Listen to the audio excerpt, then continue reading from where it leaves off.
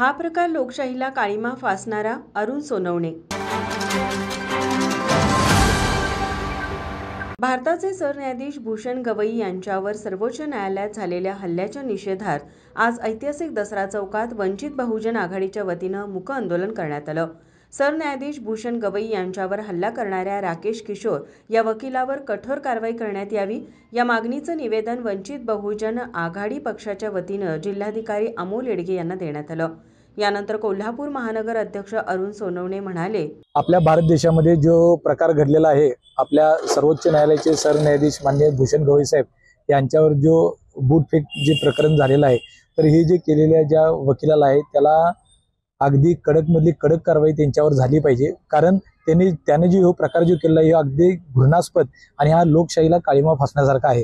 कारण आपल्या भारताचं संविधान हे सर्वश्रेष्ठ आहे आणि सरन्यायाधीश पदावर बसलेली व्यक्ती, सर्वोच्च न्यायालयाच्या सरन्यायाधीश पदावर बसलेली व्यक्ती ही अगदी प्रमुख व्यक्ती असताना त्यांच्यावर त्यांनी जो बूटफेकाचा प्रकार केला आहे तो घृणास्पद आहे। तर त्याच्यावर त्यांनी देशद्रोहासारखा गुन्हा दाखल व्हावा आणि त्यांच्यावर कडक कारवाई व्हावी म्हणून।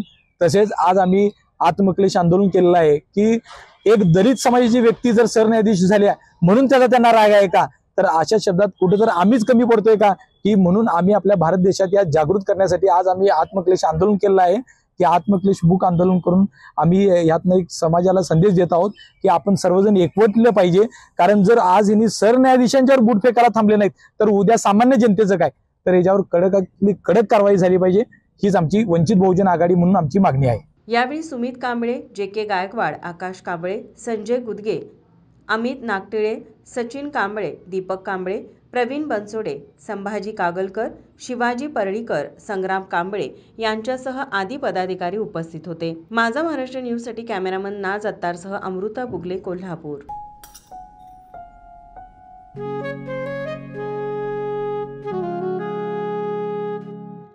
बाबा, आज येताना बासुंदी घेऊन या ना।